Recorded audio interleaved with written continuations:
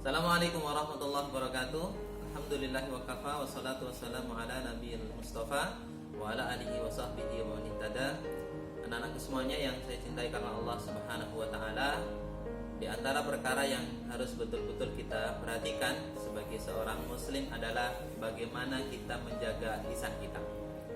Kenapa demikian? Karena suatu ketika Rasulullah sallallahu alaihi wasallam ketika ditanya tentang apakah perkara yang paling banyak menjadikan manusia masuk ke dalam neraka, beliau Rasulullah sallallahu alaihi wasallam mengatakan itu adalah mulut dan kemaluan. Artinya adalah lisan dan kemaluan. Apalagi hari ini kita dalam kondisi sedang berpuasa, maka menjaga lisan adalah perkara yang betul-betul harus kita perhatikan. Karena akan ada dampak yang kita dapatkan ketika kita tidak mampu untuk menjaga lisan kita. Apa saja dampak atau konsekuensinya? Yang pertama adalah ketika kita tidak bisa menjaga lisan kita dari perkataan yang buruk maupun dari perkataan yang kotor, maka menjadikan pahala puasa kita rusak, atau bahkan kita tidak mendapatkan pahala dari puasa itu sama sekali. Itu disampaikan oleh Rasulullah SAW. Beliau mengatakan bahwa apabila seseorang tidak bisa meninggalkan perkataan yang kotor atau perbuatan yang kotor, maka sesungguhnya Allah Subhanahu wa taala tidak memiliki keperluan, sama sekali tidak membutuhkan, walaupun dia itu meninggalkan makan dan minum, maknanya dia berpuasa. Maka sungguh kita akan rugi ketika kita sudah berlapar-lapar, berhaus-haus, dan bahkan kita capek, lelah, tetapi kita tidak mendapatkan pahala puasa karena kita tidak bisa menjaga lisan kita dari perkara yang kotor. Maka mari kita jaga lisan kita. Poin yang kedua, sesungguhnya menjaga lisan adalah menjadi indikasi atau menjadi bukti keimanan kita kepada Allah Subhanahu wa taala. Rasulullah mengatakan, "Man kana yu'minu billahi wal yaumil akhir falyakul khairan aw liyasmut."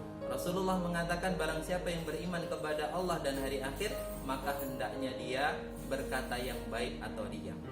Kemampuan kita menjaga lisan kita hanya berkata yang baik dan mampu menahan dari berkata yang buruk, itu adalah menunjukkan iman dalam hati kita.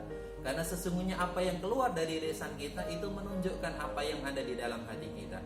Ketika hati kita baik, maka tentu yang keluar dari lisan kita juga baik. Dan ketika yang keluar dari lisan seseorang itu adalah keburukan dan keburukan, maka itu menunjukkan bahwa sesungguhnya di dalam hati orang tersebut adalah dipenuhi dengan keburukan-keburukan.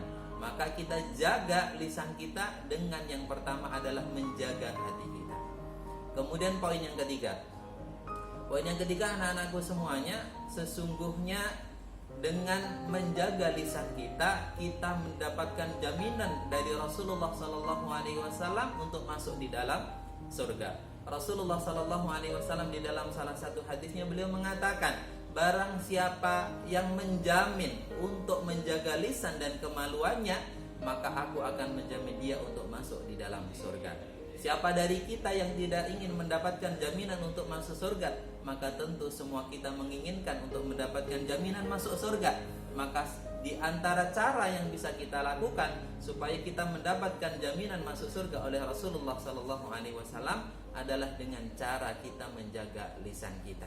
Maka kita jaga lisan kita khususnya di hari-hari Ramadan ini supaya kita mendapatkan kesempurnaan pahala puasa.